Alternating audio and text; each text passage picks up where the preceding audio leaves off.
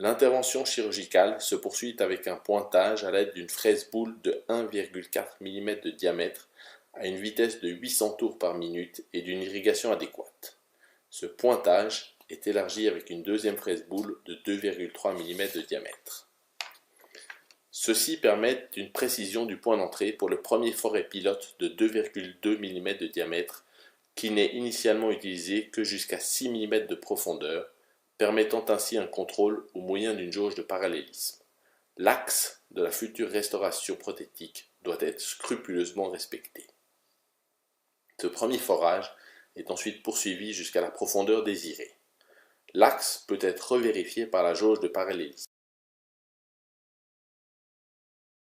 Une radiographie peut également être réalisée si nécessaire pour visualiser cet axe par rapport aux racines des dents adjacentes.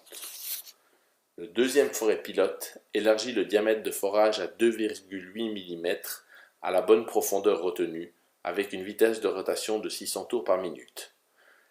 La jauge de parallélisme permet à nouveau la vérification des axes.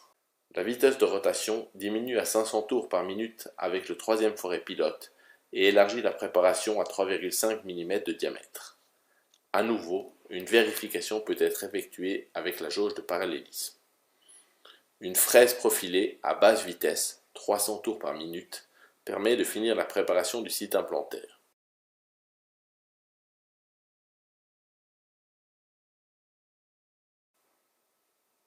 Si la densité osseuse est élevée, un taraudage de ce site est nécessaire.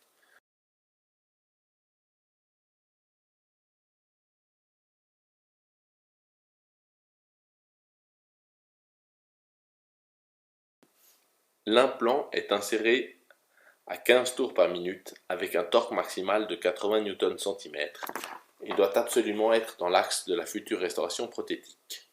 Le loxime est retiré simplement ou avec l'aide d'une clé de maintien. Une coiffe de cicatrisation est vissée dans l'implant et le site est soigneusement refermé avec des points de suture. Une radiographie de contrôle est systématiquement réalisée en fin d'intervention.